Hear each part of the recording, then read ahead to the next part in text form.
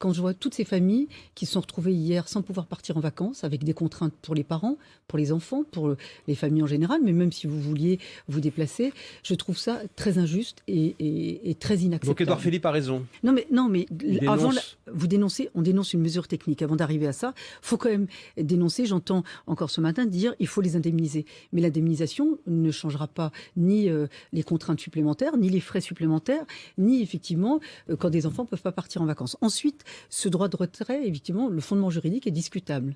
On peut effectivement dire que ça n'est pas fondé juridiquement.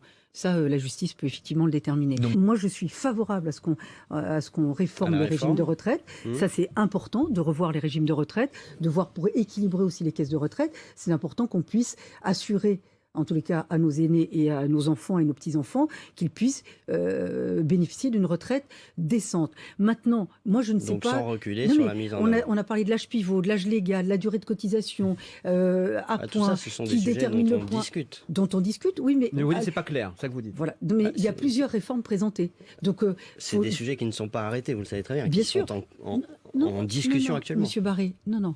Les sujets ont été arrêtés à un moment donné parce qu'il était question que cette réforme passe avant la fin de l'année. Maintenant, ça a été reporté après les municipales. Donc il y a bien une raison. C'est qu'on n'est pas au clair. Moi, je pense qu'il faut interdire toute profession de foi qui va à l'encontre de nos principes républicains. Et ce qu'on appelle le communautarisme, finalement, on met des mots quand on ne veut pas s'attaquer aux choses. C'est que nous, par laxisme, enfin, les responsables politiques en général, on a laissé prospérer un communautarisme qui pouvait se réduire, en tout cas s'y attaquer. Moi, j'ai été un peu choquée, enfin surprise et choquée par les propos du Premier ministre. Quand il dit à l'Assemblée nationale, non, finalement, on fera rien, faut continuer comme ça, c'est très bien comme ça.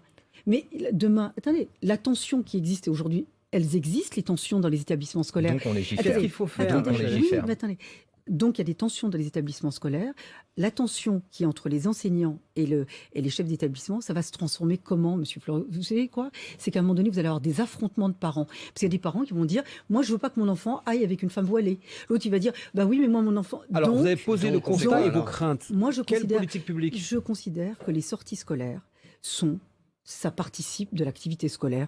Donc, parallélisme des formes, c'est interdit à l'école, c'est interdit dans le cadre des sorties scolaires. Il faut être clair. Puis, je veux vous dire, certains disent « Oh là là, ça va stigmatiser ». Mais est-ce que les Français de confession musulmane ont contesté la loi de 2004? Non. Est-ce qu'ils ont contesté la loi de 2010? Non. Et ben, ils ne contesteront pas plus celle qui arrivera. Le semblant de police municipale qui existe fait quoi? De la verbalisation de voitures. C'est de la chasse aux voitures.